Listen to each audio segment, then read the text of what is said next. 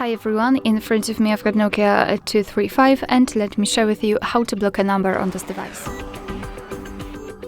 So let's start with opening the menu, so just press this middle button and now we have to go down and then left to find the settings.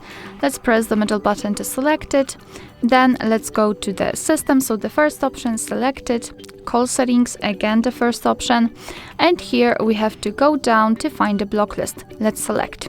Now we can add the block list, the number we want to block. So just press this left button. It should open this 3 bars icon. So let's do it and press select. Now we can enter the number we want to block.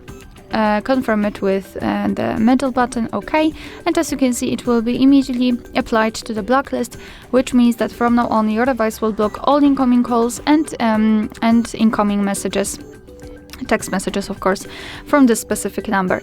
You can remove this number just by pressing this left button here, like that. Go to remove number and press select, confirm it, and as you can see it will be immediately removed.